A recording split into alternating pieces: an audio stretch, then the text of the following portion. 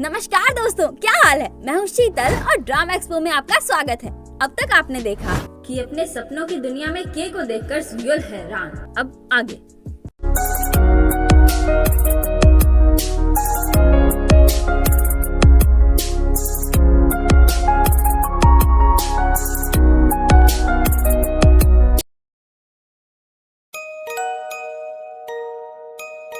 Episode की शुरुआत वहीं से होती है जब अपने सबकॉन्शियस माइंड वाले सपनों की दुनिया में सुयल 521 नंबर वाले दरवाजे को खोल रहा होता है। दरवाजा खोलते खोलते वो किसी को बता रहा होता है कि मेरा असली नाम इंजे हुई है। जब वो दरवाजा खोलता है तो देखता है कि एक बंदा छोटे सुयल या इंजे हुई जो बोलो उसे बेरहमी से मार रहा है, और जो इसे मार रहा है वो कोई और नहीं बल्कि इसका बाप है।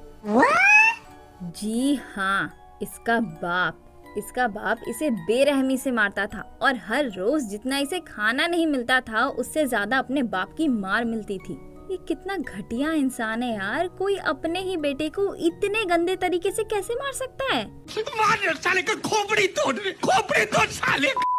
ये सब देखकर सुयल बहुत ही दर्द में होता है और बताने लगता है कि मेरे बाप के मौत के तुरंत बाद ही मुझे अडॉप्ट कर लिया गया था। तभी नागिन सेठ की आवाज आती है जो पूछता है कि आपके पिता की मौत कैसे हुई। सुयल बताता है आग लगने की वजह से, पर ये बात मैंने सिर्फ सुनी है क्योंकि उस दिन जब उन्होंने मुझे मारा तब मैं वहाँ से भाग गया और जे हुई यानी कि छोटा सुयल वहाँ से भाग जाता है। सुयल बताता है उस दिन जब मैं वहाँ से भागा और उनकी मौत हुई तब से लेकर के आने वाले 6 महीने की कोई भी याद मुझे याद नहीं, और वो भी छोटा सुयल के पीछे भागने लगता है। भागते भागते वो इस बात से परेशान हो रहा होता है कि उस दिन के बाद से अगले 6 महीने की यादें मेरे दिमाग से क्यों ओझल हो गई, क्यों सिर्फ वो 6 महीने ही मुझे याद नहीं, और खुद को छोटे सुयल की जगह पर इमेजिन करके डर के मारे अपनी जान लगाकर भागने लगता है। तभी नागिन सेठ की आवाज आती है, मिस्टर सुयल इतना तेज मत दौड़िए, मिस्टर सुयल रुक जाइए, मिस्टर सुयल। पर फिर भी ये भागता ही जा रहा है। दौड़ने की वजह से इसके दिल में दर्द होने लगता है और ये भागता ही जा रहा है जिस वजह से इसका दर्द और भी ज्यादा बढ़ता जा रहा है। बट फाइनली नागिन सेठ की बात मानकर सुयल रुक जाता है और एक जगह पर बैठ जाता है। तभी सामने से कोई आता हुआ नजर आता है। सुयल अपना सिर ऊपर करके देखता है तो ये तो सिर फिरा है। ये देखकर सुयल का दिमाग खराब। वो बोलता है तुम यहाँ कैसे, के उसके पास आकर उसकी तरफ अपना हाथ बढ़ाता है। सुयल असमंजस से उसकी ओर देखने लगता है कि इस एक्सप्रेशन के साथ अपना सिर हिलाता है जैसे कि ये बोलना चाह रहा हो कि मेरा हाथ पकड़ लो, सब ठीक हो जाएगा। फिर सुयल भी पूरे भरोसे के साथ उसका हाथ पकड़ लेता है और अपने सपनों की दुनिया से बाहर। और अब फाइनली दोनों चैन की सांस लेते हैं। नागिन सेठ बोलता है, मिस्टर सुयल आप पैनिक डिसऑर्डर के मरीज बनना चाहते हो क्या? हाइप्नोटिक स्टेटस में इस तरह से दौड़ भाग करना बहुत खतरनाक होता है, इससे आपकी मौत भी हो सकती है। क्या होता अगर आपने अपने ट्रॉमा को ट्रिगर कर दिया होता तो चीजें बहुत खतरनाक हो सकती थी। He is simply trying to say कि अपने मन के कोने में छिपा ट्रॉमा यानी कि सदमा जो बहुत समय से अपने मन के कोने में दबा हुआ है, उसे अचानक से ट्रिगर यानी कि उकसाने से इंसान की मौत भी हो सकती है। सदमा हमारे मन के अंदर का बहुत ही गहरा घाव होता है जो जितना पुराना होता जाता है उतना ही घातक होता जाता है, और किसी भी गहरे घाव को हील यानी कि ठीक करने के लिए दवा के साथ साथ ख्याल भी रखना पड़ता है। साथ ही समय और सब्र दो ऐसी चीजें हैं जो घाव के हीलिंग प्रोसेस के लिए बहुत जरूरी है। अगर घाव को जल्दी ठीक करने के चक्कर में हम उसे कुरेदने लग गए तब घाव और भी ज्यादा घातक हो जाता है। ओके, बहुत ज्यादा ज्ञानवादक बातें हो गई, तो अब एपिसोड पर आते हैं। सुयल इस बात से बहुत परेशान होता है कि मेरे सबकॉन्शियस माइंड के अंदर के आया तो आया कैसे, और बहुत सोच विचार के बाद इस कंक्लूजन पर आता है कि हो ना हो सुयल के बचपन से के का जरूर कोई ना कोई लेना देना तो है, वरना अचानक से वो वहाँ प्रकट नहीं होता। सुयल बोलता है तो जब मैं उस काबिल साइकेट्रिस्ट से अपने बचपन के बारे में बात करूंगा तब भी बिना किसी वार्निंग के सिरफिरा के वहाँ प्रकट हो सकता है। नागिन सेठ बोलता है, देखिए सर, कुछ साइकेट्रिस्ट दूसरों से बहुत ज्यादा काबिल होते हैं और ऐसे काबिल साइकेट्रिस्ट हर जगह पर नहीं मिलते, जैसे कि मैं। बेसिकली नागिन सेठ ये बोलने की कोशिश कर रहा है कि मैं बहुत ज्यादा काबिल हूँ, इसीलिए मुझे के बारे में पता चल गया, सब इतने काबिल नहीं होते। पर सुयल उसका पोपट कर देता है ये बोलकर कि वो काबिल साइकेट्रिस्ट तुमसे ज्यादा काबिल है। उसका ऑरा ही बहुत अलग है, बहुत ही अजीब तरह का पागलों वाला ऑरा है उसका। वो बहुत ही ज्यादा तेज और चीजों को बहुत अच्छे से ऑब्जर्व करता है, पर तुम तो ना तुम उसके सामने कुछ भी नहीं। अरे यार, वो मुझे बहुत आसानी से पकड़ लेगा, अब मैं क्या करूं? और यही सब बकबक करते हुए वहाँ से निकल जाता है। म्यूजिक। धन्नों पर सवार अपना चिंदी लौंडा बहुत परेशान होता है। तभी वहाँ पर अपना सिर फिरा के प्रकट होकर बोलता है, परेशान मत हो सुयोल, सब सही से होगा। सुयोल भी लाइक, हाँ साले तूने डरा दिया, बिना किसी वार्निंग के क्यों प्रकट हो जाता है। के बोलता है, तो क्या मैं खटखटा कर आऊं? चिंता मत करो सुयोल, तुमने वहाँ डोनेशन दिया है, वो लोग तुमसे बहुत अच्छे से पेश आएंगे, मुझे नहीं लगता कि तुम्हें पागल करार दे देंगे। सुयोल बोलता है, हाँ डोनेशन मैंने दिया था। सुयोल बोलता है, ओए हुईगिम भी सुरक्षित है और धूतिया भी पकड़ा गया, तुझे नहीं लगता कि अब तुझे मुझे अकेला छोड़ देना चाहिए? के बोलता है, तुमने नागिन सेठ की बात नहीं सुनी थी क्या? इस चीज में समय लगेगा, इट्स नॉट लाइक कि मैं अपनी मर्जी से तुझे छोड़कर जा सकता हूँ। सुयल बोलता है, तो कम से कम कोशिश तो कर ही सकता है ना। खैर जाने दे। अच्छा ये बता कि उस समय क्या हुआ था, तू मेरे सबकॉन्शियस माइंड के अंदर कैसे घुस गया? के बोलता है, क्योंकि तुझ पर मेरा कब्जा है। वैसे भी अगर मैं नहीं होता तो तू अभी भी वहीं कहीं भटक रहा होता और आंसू बहाते हुए चिल्ला रहा होता, के बाहर आ जा, के बाहर आ जा। सुयल भी लाइक, अच्छा ठीक है अब चुप करो। वैसे मेरे बचपन के बारे में तुझे कितना याद है? के बोलता है, रुको सोचने दो। बचपन की बातें, हाँ वही ना, जैसे कि जब तूने घोंचू डोंगियोल का रोबोट तोड़ दिया था और ऐसा नाटक किया था कि तुझे इस बारे में कुछ नहीं पता। सुयल बोलता है, हाँ वही सब। तुझे मेरे बाप के मरने से पहले या बात का कुछ याद है? के बोलता है, मुझे क्या याद है अभी? सुयल बोलता है, हाँ अभी। हुईगिम। सुयल भी लाइक, धा तेरी, तू हुईगिम को क्यों बीच में ला रहा है? और उस किस के बारे में सोचकर शर्माने लगता है। ये देखकर के को थोड़ा शक होता है। वो बोलता है, तू अभी क्या सोच रहा है? हाँ। सुयल बोलता है, कुछ भी तो नहीं, मैं कहाँ को सोच रहा हूँ। के बोलता है, तो तेरा चेहरा लाल क्यों हो रहा है, जैसे कि तुझे यौवन चढ़ रहा हो? सुयल बोलता है, पागल है क्या? ऐसा कुछ नहीं है, मेरा चेहरा इसलिए लाल हो गया है क्योंकि तू मुझे गुस्सा दिला रहा है। अब चुपचाप से मुझे गाड़ी चलाने दे। बट के को अभी भी शक है कि कुछ तो खिचड़ी जरूर पकी है। अगले दिन पीला रेनकोट पहनी एक लड़की, जिसके चेहरे पर बहुत से चोट के निशान होते हैं, वो पुलिस स्टेशन आकर बोलती है, मेरे पापा मर गए, क्या उन्हें मैंने मारा? और बेहोश। एंड यू नो व्हाट, उसके साथ ये आंख भी जमीन पर गिरती है जिसका पैकेट खून से लथपथ है। इधर हेडक्वार्टर में अपना चिंदी लौंडा जी हुजूर के पास आता है तो देखता है कि ये तो आज अलग ही अवतार में है। आज ये जी हुजूर ध्यान मुद्रा में बैठकर शांतिपूर्ण संगीत के साथ ध्यान मग्न बैठा है। हाँ? अबे चापड़ी के, ऑफिस में मेडिटेशन कौन करता है? एक्चुअली ध्यान मुद्रा में बैठकर ये खुद को शांत रखने की कोशिश कर रहा है, क्योंकि इस वक्त इसके मन में इतना ज्यादा गुस्सा भरा हुआ है कि ये ज्वालामुखी की तरफ फट सकता है। अब पूछो क्यों? नहीं। अच्छा चलो बता देती हूँ। I'm not interested यार, मुझे सुनना ही नहीं है। सुनना पड़ेगा, cause I'm interested। Okay। Channel subscribe कर लो, वीडियो जल्द से जल्द लाने की कोशिश करूंगी। कोई तरीका है भीख मांगने का? जी हुजूर इसलिए इतना हाइपर है क्योंकि ये यहाँ का सीनियर है और इन दिनों सारे कांड इसी के जिले में हो रहे हैं, और वो भी पुलिस और नशे से रिलेटेड, जिस वजह से पूरा पुलिस डिपार्टमेंट सुर्खियों में छाया हुआ है। पहले तो नारकोटिक्स यूनिट, जिसे जिले में नशे के रोकथाम के लिए बनाया गया था, पर उसी का नशे का धंधा फैलाने की वजह से पकड़े जाना। फिर खास आदमी, जिसे आँख यानी कि पिपिल नामक नशीली ग्लूकोन डी पाउडर का धंधा करने के लिए पकड़ा गया था, उसका दिन दहाड़े भाग जाना, वो भी ऑफिसर्स का खून करके। और अब ये आँख का सेवन करने वाली लड़की, जिसने अपने ही पापा को मार दिया, जो मैं आपको बता दूं कि एक फॉर्मर पुलिस ऑफिसर थे, यानी कि पहले पुलिस में काम करते थे। सुयल बोलता है, हाँ मैंने भी सुना, कौन थे वो? हमारे ही हेडक्वार्टर में काम करते थे क्या? क्यों? अगर तुम्हें पता चलेगा कि वो कौन है तो तुम शोक मनाने के लिए उनके पास फूल भेजोगे? सुयल भी लाइक, इससे अच्छा तो ये मुझ पर चिल्ला ही लेते। जी हुजूर बोलता है, ओए सुयल, हमारे जिले से इस पीपल नामक आंख की बला को पूरी तरह से खत्म करने में कितना समय लगेगा? सुयल बोलता है, क्या आप ये काम हमें देना चाहते हो? पर ये तो नारकोटिक्स यूनिट का काम है, एंटी करप्शन यूनिट ये क्यों हैंडल करेगी? बट एज यू नो कि हुईगिम को छोड़कर नारकोटिक्स यूनिट के बाकी दोनों लोग जेल में हैं, जिन्हें अपने चिंदे लौंडे नहीं पकड़ा है, तो लो अब भुगतो। अब अपना काम तो करना ही है, पर साथ साथ नारकोटिक्स यूनिट का भी काम करना पड़ेगा। इसी को कहते हैं नेकी कर दरिया में डाल। बेकार में बेचारे का काम दुगना हो गया। यही नहीं, अभी और सुनिए। अब जी हुजूर हुईगिम को भी इसी की टीम में डाल देता है, क्योंकि अभी तक हुईगिम के लिए कोई नया डिपार्टमेंट असाइन नहीं हुआ है, और तो और अब खास आदमी को भी इसे ही पकड़ना है।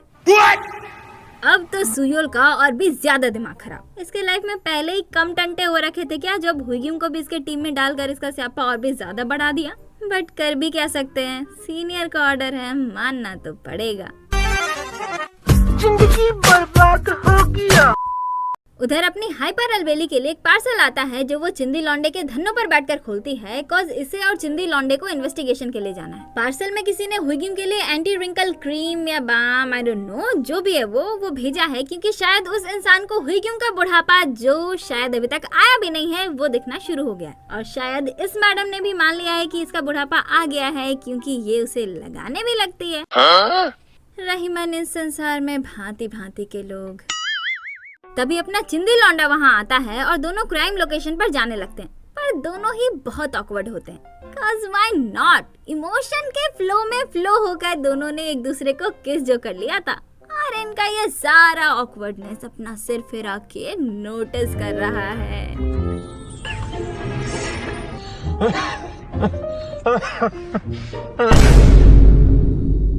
हुईग्यूम उस रात के बारे में बात करने लगती है कि तुम उस रात ठीक से घर पहुंचे थे कि नहीं, और सुयोल और भी ज्यादा ऑकवर्ड होकर उसकी बात काटते हुए इधर उधर ये वो दिस दैट बकबक करने लगता है, जिस वजह से कि उसे गुस्से से घूरने लगता है। नाउ इज कंफर्म कि दोनों के बीच में कुछ तो खिचड़ी जरूर पकी है। फिर धन्नों से उतरकर जब दोनों क्राइम सीन की तरफ जा रहे होते हैं, तब सिरफिरा सुयोल को खींच कर रोकता है और बोलता है तुम दोनों के बीच में कुछ तो हुआ है ना? सुयोल बोलता है ये क्या बकवास कर रहे हो, छोड़ो मुझे। के उसके कान में गुस्से से बोलता है अगर बात प्यार या न्याय की आती है तो हीरोज किसी को भी नहीं छोड़ते। Tell me one thing, इसे ये बात कान में कहने की क्या जरूरत थी, ये तो ऐसे भी कह सकता था। वैसे भी इसकी बात सुयोल के अलावा तो कोई और सुन नहीं सकता, और यहाँ पर दूर दूर तक कोई नजर भी नहीं आ रहा। खैर मुझे क्या, डायरेक्टर की मर्जी। एनीवे, तभी हुईग्यूम वापस लौटकर बोलती है तुम क्या कर रहे हो, चलना नहीं क्या? सुयोल बोलता है तुम चलो मैं आता हूँ, कुछ गिर गया है मैं उसे ही ढूंढ रहा हूँ। फिर कैसे खुद को छुड़ा कर वहाँ से भाग जाता है। क्राइम सीन पर पहुंचते ही घर के बाहर का नेम प्लेट देखकर उसे याद आता है कि ये तो सीनियर इंस्पेक्टर बेग जुंग हाक का घर है, जिसे एक बार अपने चिंदी लौंडे और बाहुबली ने अरेस्ट किया था। ये रही इंस्पेक्टर बेग जुंग हाक की डेड बॉडी, जिसकी मौत की सस्पेक्ट इसकी बेटी यानी कि वही पीले रेनकोट वाली लड़की है। हुईग्यूम पूरे घर की तलाशी करती है तो पता चलता है कि यहाँ पर तो सारा सामान इस मरे हुए ऑफिसर का ही है, इसकी बेटी का तो कुछ है ही नहीं। उसके बाद इन्वेस्टिगेशन रूम में हुईग्यूम उस लड़की से पूछताछ करती है। इसका नाम बेकियोंग जो है, जिसकी उम्र 20 साल है। मेडिकल टेस्ट में ये साबित हो चुका है कि ये भी नशीली ग्लूकोन-डी पाउडर का नशा करती है। हुईग्यूम उसे आंख वाला वो पैकेट जो इसी के पास से बरामद हुआ था वो दिखाकर पूछती है तुम्हें ये कहाँ से मिला? योंगजो बोलती है पता नहीं, मुझे याद नहीं। हुईग्यूम पूछती है उस समय घर में सिर्फ तुम और तुम्हारे पापा ही थे? योंगजो बोलती है शायद। हुईग्यूम पूछती है तुम्हारे पापा की मौत कैसे हुई, तुम्हें याद है? योंगजो बोलती है मुझे नहीं पता, कुछ याद नहीं, और डरते हुए स्लीव से अपना हाथ ढकने लगती है। मॉनिटर रूम में बैठे अपने ये तीनों धुरंधर ये सब देख रहे होते हैं, जहाँ पता चलता है कि अपना चिंदी लौंडा और बाहुबली योंगजू को पहले से जानते हैं। भला मानुस बोलता है इसकी होम रूम टीचर, आसान शब्दों में बोले तो क्लास टीचर ने इसके लिए डोमेस्टिक अब्यूज का रिपोर्ट करवाया था इसके पिता के खिलाफ। कहीं इसी वजह से तो योंगजू ने अपने पिता को नहीं मारा क्योंकि वो इसे मारते थे? बाहुबली बोलता है वो साला भ्रष्ट इंसान, कहीं उसने नौकरी से निकाले जाने का सारा गुस्सा अपनी बेटी पर तो नहीं निकाल दिया? भला मानुस बोलता है योंगजू की माँ यूएस में जाकर कहीं बस गई है, इसलिए हम उनसे भी संपर्क नहीं कर सकते। फिर पता चलता है कि अपने बाप को अरेस्ट करवाने में योंगजू ने ही सुयोल की मदद की थी। इसने सुयोल को एक बही खाता लाकर दिया था जो इसे इसके बाप ने अपने स्कूल के लॉकर में छिपा कर रखने के लिए कहा था, क्योंकि इसके बाप के सारे गलत कामों का हिसाब इसी बही खाते में था। सुयोल को वो बही खाता देकर योंगजू ने कहा था इससे आप मेरे पापा को पकड़ लेंगे ना, फिर तो वो घर नहीं आएंगे ना। उस समय तो सुयोल नहीं समझ पाया था कि योंगजू ने ऐसा क्यों कहा, पर अब ये समझ चुका है। योंगजू के शरीर में लगे ये चोट के निशान ही काफी है इस बात को साबित करने के लिए कि इसका बाप इसे कितनी बेरहमी से मारता था, इसीलिए कैसे भी करके वो उससे बचना चाहती थी। योंगते बोलता है पर ये भागी क्यों नहीं, ये तो अब बच्ची भी नहीं रही जो अपने पेरेंट्स के बिना अपनी जिंदगी ना जी सके। सुयोल बहुत ही गंभीर टोन में बोलता है इसने जरूर कोशिश की होगी, वो भी एक नहीं कई बार, पर अंत में इसे समझ आ गया होगा कि इसके पास जाने के लिए और कोई जगह नहीं। ये सुनकर जेसियोन सुयोल की ओर देखने लगता है। सुयोल बोलता है और इसी तरह उसी माहौल में रहते रहते ये बड़ी हो गई। हाँ, खैर मुझे नहीं लगता कि ये कुछ बताएगी। तुम लोग ये पता लगाओ कि ये कहाँ कहाँ गई थी और इसके बैंक अकाउंट का स्टेटमेंट निकलवाओ। हमें पता लगाना ही होगा कि इसे नशीली ग्लूकोन-डी पाउडर कहाँ से मिली और वहाँ से चला जाता है। अपना चिंदी लौंडा उसी माँ दलाडला प्रोसिक्यूटर के पास जाता है जिसकी माँ ऑफिस में ही अपने बेटे से पूजा अर्चना करवा रही होती है।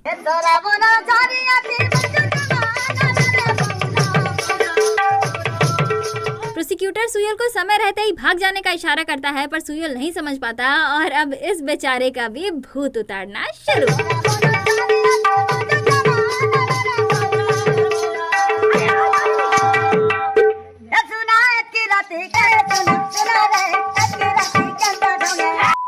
उसके बाद ये दोनों बैठकर बातें कर रहे होते हैं जिसमें पता चलता है कि योंगजू का केस सुयल इसी प्रोसिक्यूटर से हैंडल करवाना चाहता है और प्रोसिक्यूटर नाम ये केस को हैंडल करने के लिए मान भी जाता है, कॉज अब ये दोनों में काफी अच्छी दोस्ती हो गई है।